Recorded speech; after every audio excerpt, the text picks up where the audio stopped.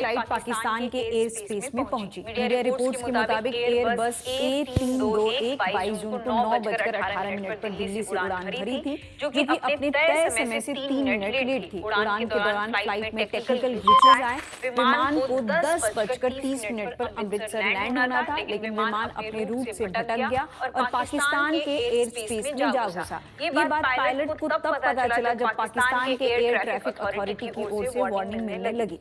उसके तुरंत बाद फ्लाइट का रास्ता बदला और यू टर्न लेकर वापस इंडिया के एयर स्पेस में आया, पर वहां भी फ्लाइट आसानी से लैंड न हो सकी। जब विमान अमृतसर पहुंचा तब तक काफी डिले हो चुका था। ट्रैफिक होने के कारण फ्लाइट को लैंड होने की परमिशन नहीं मिली। एयरपोर्ट कंट्रोल रूम से विमान को फिर से दिल्ली जाने के निर्देश मिले। फिर विमान सेफली दिल्ली में लैंड हुई और 2 घंटे बाद स्थिति सामान्य होने पर फ्लाइट अमृतसर की ओर रवाना हुई और अमृतसर 22 जून को देर रात 2:20 पर पहुंची। इस पूरे मामले में एयर इंडिया का स्टेटमेंट आ चुका है। एयर इंडिया ने लिखा, 22 जून को दिल्ली से अमृतसर जा रही फ्लाइट AI479 विमान अमृतसर एयरपोर्ट पर दोबारा लैंडिंग की कोशिश के दौरान थोड़ी देर के लिए पाकिस्तान के हवाई क्षेत्र में प्रवेश कर गया था। इस घटना की जानकारी रेगुलेटरी अथॉरिटीज को दे दी गई है और एयर इंडिया इसकी आंतरिक जांच कर रही है।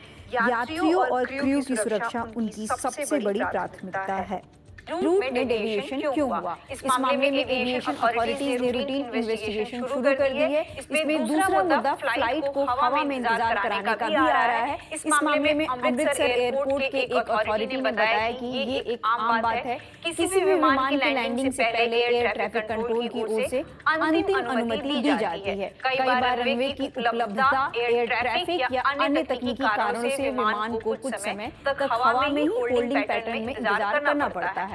लगभग 1 महीने पहले एक पाकिस्तानी विमान भी खराब मौसम के कारण इंडिया के एयर स्पेस में घुस गया था, पर इंडियन एयर ट्रैफिक कंट्रोल ने विमान को निर्देश देकर दोबारा उसके डेस्टिनेशन पर भेज दिया।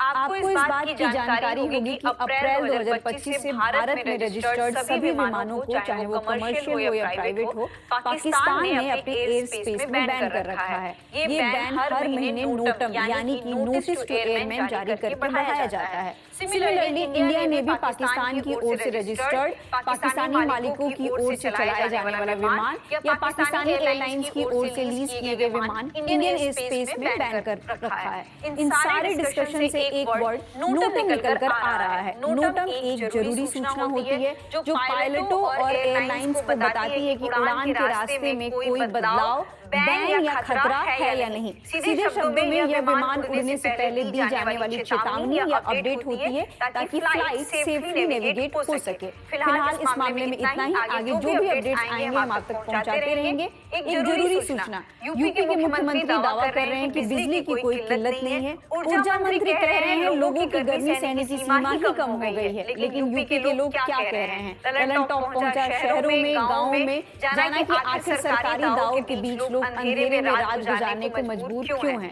चूक कहाँ है? गलती किसकी है? देखिए यूपी के बिजली संकट पर सभी पक्षों को टटोलती ललन टॉप की ground report. Link description box में है। शुक्रिया।